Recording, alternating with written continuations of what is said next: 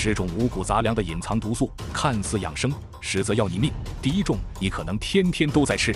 我们告别精米白面，将健康的希望寄托在一碗碗五颜六色的五谷杂粮上。我们追捧它的高纤维、全营养，以为吃下去的是滋养身体的能量源泉，却常常忽略了在这天然的骨壳之下，隐藏着一个为了自我保护而进化出的天然毒素军团。本期世界探索站为你独家揭秘10种五谷杂粮的隐藏毒素，揭开这些健康光环下的黑暗真相。第10名，红芸豆。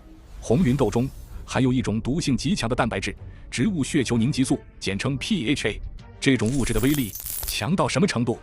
仅生吃4到5颗，就能在短时间内让你体验到一场极其猛烈的翻江倒海般的肠胃风暴。而这种毒素最阴险的地方在于，不充分的加热反而会增强它的毒性。比如用那种低温慢炖锅，或者没有把它煮到100摄氏度的完全沸腾状态，都是极其危险的。唯一的安全方法是提前用清水浸泡至少5小时，接着倒掉泡豆子的水，最后用100摄氏度的沸水持续烹煮至少30分钟以上。第9名，藜麦。藜麦种子的表面天然覆盖着一层叫做皂苷的物质，这层东西味道又苦又涩，是植物用来防御昆虫的化学武器，也会给我们的舌头和肠胃带来不愉快的体验。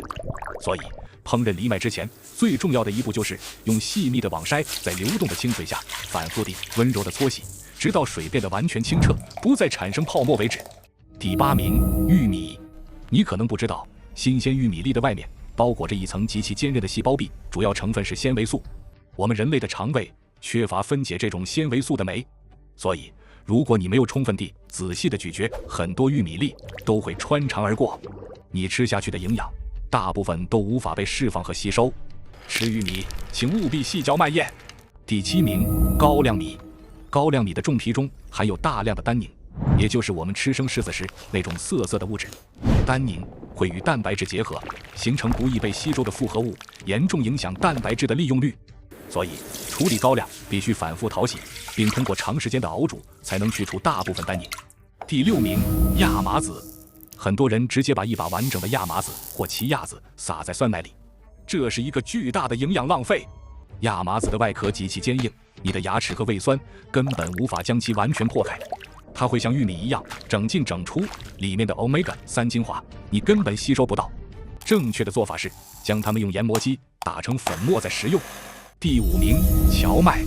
荞麦是聪明碳水的代表，吃起来清爽不厚重，富含芦丁，但在一些传统饮食观里，它就像一位高冷的智者，自带一股清凉之气。因此如果你本身就怕冷，或者肚子比较娇气，一次性吃太多可能会觉得不那么舒服。任何食物都有其性格，了解自己的身体再去选择才是真正的智慧。第4名，燕麦。很多人为了图方便，直接用冷牛奶或酸奶泡上一碗生燕麦片就当早餐了。听好了，你这是在给自己的肠胃上刑。生燕麦中含有大量的植酸和粗纤维，植酸会像个强盗一样在你的肠道里绑架走钙、铁、锌等重要的矿物质，造成这些宝贵营养的大量流失。而未经软化的粗纤维吃起来就像一把硬毛刷，口感粗糙还不好消化。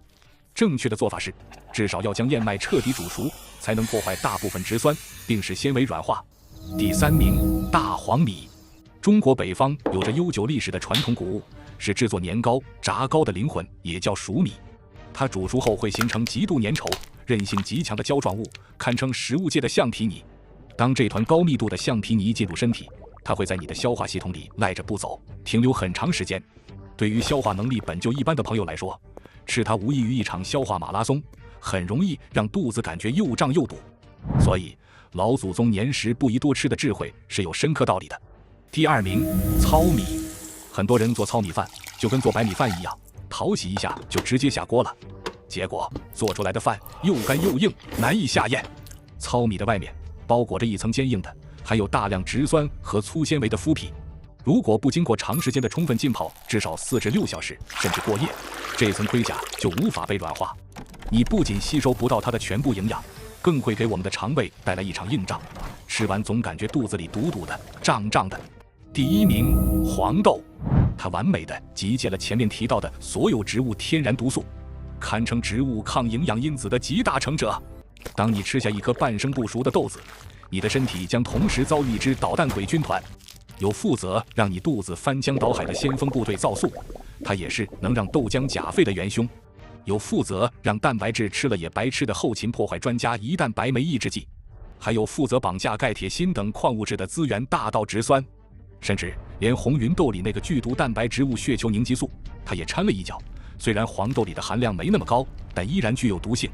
所以，黄豆不仅需要长时间的浸泡来软化，更需要持续高温的烹煮来彻底破坏掉内部所有的抗营养因子。好了，如果你觉得本期内容让你对食用五谷杂粮有了更深一层的认识，请不要吝啬你的点赞，并分享给所有你关心的、同样热爱五谷杂粮的朋友。